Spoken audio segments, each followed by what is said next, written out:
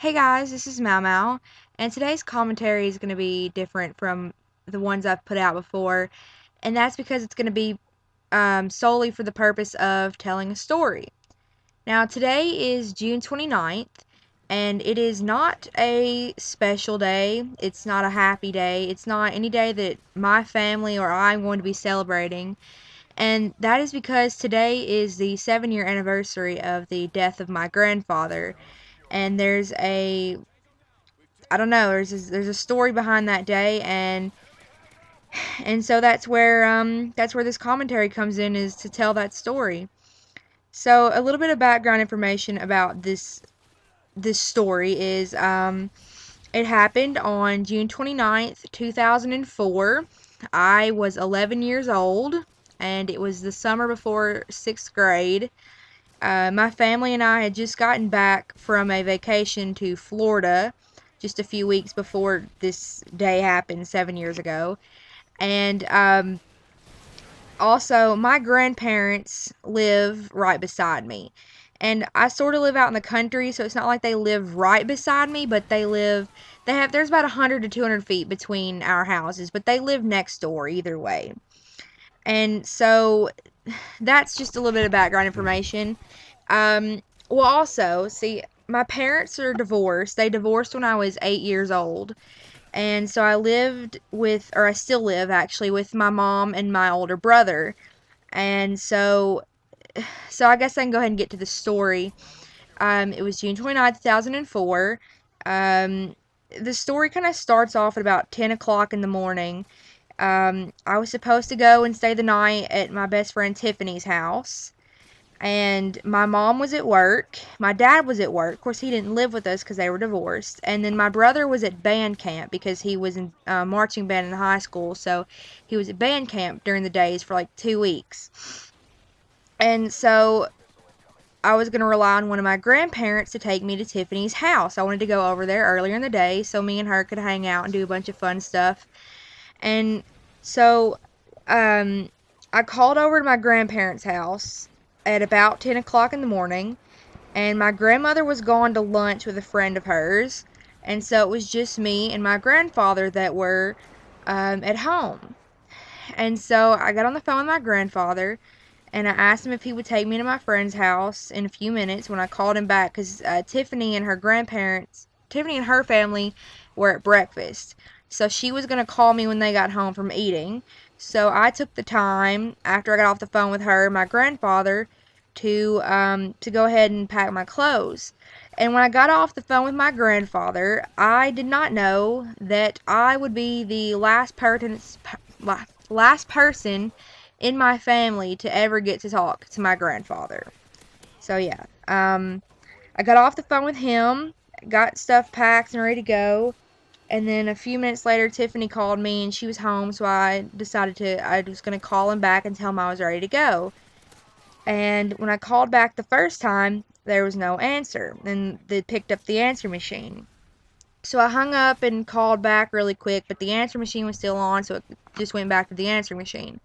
So I hung up and tried again, and there was still no answer. So I said, okay, I'll just go over there and see what's going on.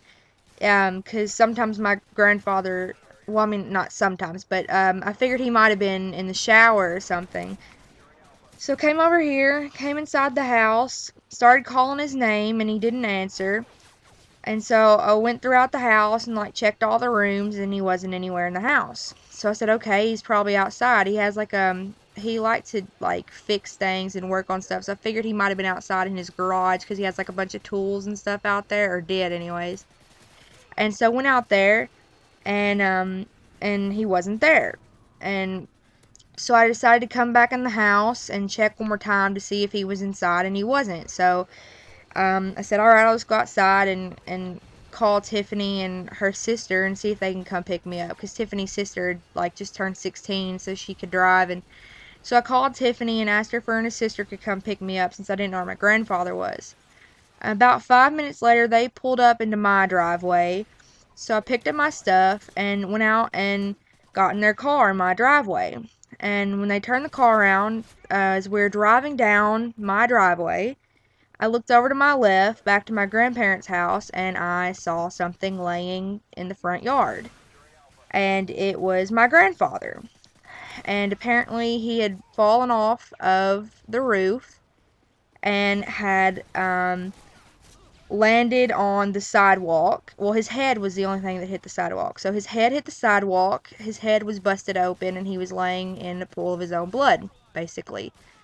And so I screamed, and Tiffany and her sister looked over, and they're like, "Oh my God, is he all right?" And I was like, "No, I don't know." So we got out of the car, and we ran over here to my grandparents' house, and and I don't know, we kind of looked around, and Tiffany's sister told me to go in and get a phone, so I came inside and I got a phone and brought it back outside to her, and she called 911, and she told me and Tiffany to go back in the house. So we came back inside, and we were looking out the window in the front yard, and I was just like, I was just kind of like in shock the entire time. Like, is this really happening? Because, I mean, like, I was 11, and this was the first time anything tragic had really happened to me. So, eventually we went back outside because we were just like panicking. We just didn't really know what to do. We were both 11, and it was just crazy. So we went back outside, and Tiffany's sister was. I had to answer questions for her for the paramedics and all that, and the paramedics told her that she needed to get a towel, like a bath towel to wrap around his head. So I went inside and got a towel, brought it back outside to her, and or brought it over to her, and I was literally standing 2 or 3 feet from my grandfather, just like looking at him, and he was like you could hear him like choking on blood. There was blood in the back of his throat and all that, and it was really hard for me to see it. So I decided that I needed to go and tell my mom. So I ran back over to my house to call her since Tiffany's sister was still on the phone. So I ran home and called my mom, told her what was going on, and so she left work and called my dad on her way home. And they both got home as the ambulance was leaving. So my mom followed the ambulance to the hospital, and my dad decided to that he needed to take me with him. So my dad took me to his house and went to go get my brother. And I sat at my dad's house for about 4 hours or so. And after the fourth hour, my mom called my dad, and he handed the phone to me after a minute or two. And she said, "I'm sorry, Mallory, but Paul didn't make it." And it kind of took me a second to process what she meant. I didn't really know what to think of it. And then I realized what she meant was that he was dead, and um I don't know, it just kind of hit me.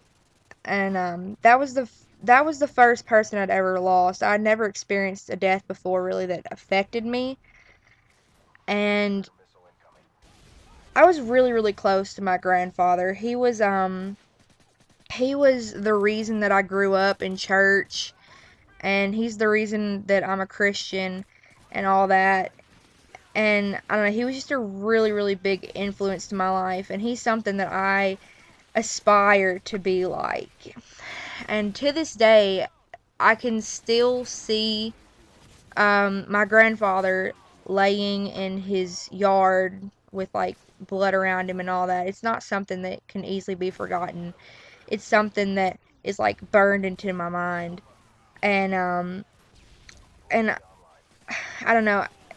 I don't understand, like it really kind of annoys me that I had to be the person to experience that. Like, I was 11 years old. I shouldn't have had to experience what I experienced. But I mean, there's nothing I can do about it now. I think that day really changed me. I used to be kind of outgoing. Actually, I used to be really outgoing. I don't know if that was just because of me being like a little kid or anything, but now I'm more like introverted, and I think a lot more. But yeah, that was the story behind this day, and I just wanted to kind of tell the story to honor my grandfather. So yeah, I hope you guys enjoyed it and look forward to the next one. I will talk to you later.